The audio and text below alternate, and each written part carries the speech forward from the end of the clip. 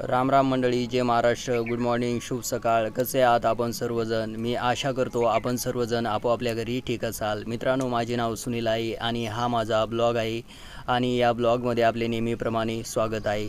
मित्रांनो, आता सकाळचे 8 वाजले बघा आणि आज आम्हाला कुड्या घालायच्या आहे गावाच्या. मित्रांनो, 4-5 दिवसापूर्वी आम्ही गहू भिजू घातली होती आणि काल दळून काढली. काल त्याचा चिक काढला आणि आज तो चिक या पाठीमागच्या उल्लंघनावर हटून काढायचा आहे आणि त्यानंतर कुड्या घालायच्या आहे. तर मित्रांनो, चला आपण आज या व्हिडिओच्या माध्यमातून बघू गावाकडे कुड्या कशा घालतात, कशा करतात, ती सगळी प्रक्रिया आज आपण या व्हिडिओच्या माध्यमातून थोडक्यामध्ये बघू. तर चला कोणताही उशीर न करता व्हिडिओला सुरुवात करूया. तर मित्रांनो, हे बघा या ठिकाणी तयारी चालू आहे. आता इथं अवधन आणू लागले पाण्याला. पाणी गरम झालं की नंतर मग याच्यामध्ये तो चिक सोडा लागतो गव्हाचा आणि नंतर मग या भगुण्यामध्ये या पातेल्यामध्ये चालून घ्यावं लागतो बघा. तर असं सिस्टम आहे. याचं मोठं उल्लंघन आहे आणि असं झाड लावलं बघा आता. आणि थोड्याच वेळामध्ये याच्यामध्ये जो आपण काल चिक दळवला ना तो याच्यामध्ये ओतावं लागेल आणि हटून घ्यावं लागेल. तर अशी प्रक्रिया असते बघा कुरडया बनवायची. तर बघू आपण आता कशा करतात कुरडया, काय करतात ती.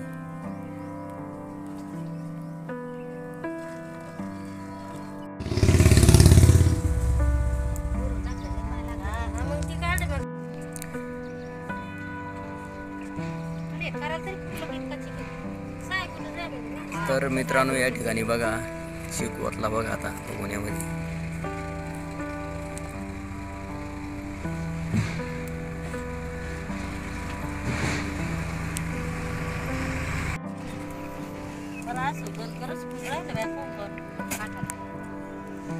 तर आता याच्यामध्ये चिक टाकला बघा, असा हटवून घ्यावा लागतो. किती टाइम लागेल काकू आता?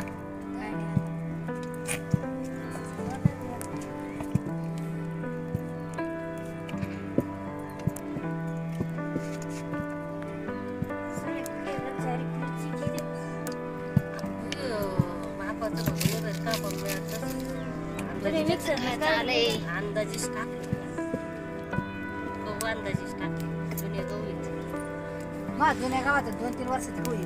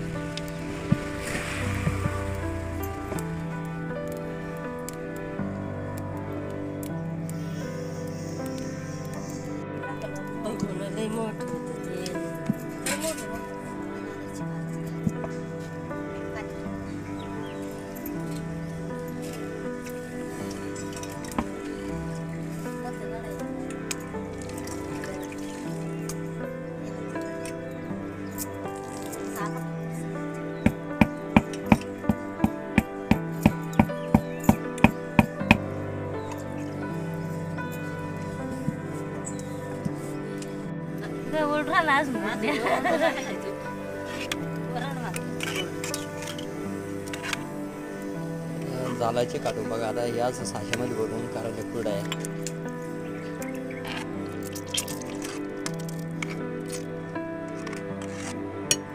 एकच बनते का एकाची?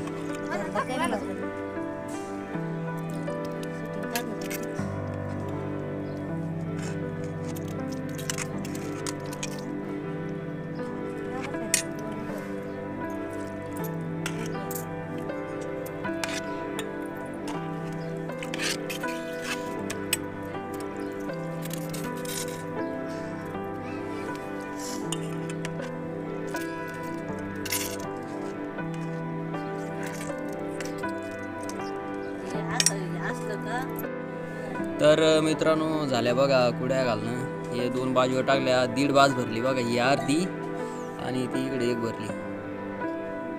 150 कुड्या पहा मोजल्या मी. अंदाजे टाकले होते ते गोबी झाला 150 झाल्या.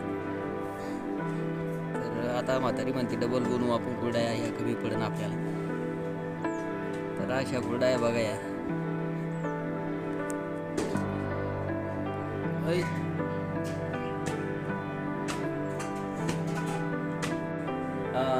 150 कुड्या बनल्या. 5-6 किलो गहू टाकले होते अंदाजे. आता या वर्षभर पुरण आम्हाला. चांगली काटकसर करून वर्षभर पुरवू नये किंवा 6 महिने पुरवू नये. आणि खाणारे मोकार असले माझ्यासारखे तर मग काय ते 2 दिवसातच संपून जाईल. तर चला मित्रांनो, आपण हा व्हिडिओ इथेच पूर्ण करू. यानंतर पुन्हा भेटू अशाच एका नव्या व्हिडिओमध्ये, अशाच एका नव्या ब्लॉगमध्ये. तोपर्यंत नमस्कार, जय महाराष्ट्र.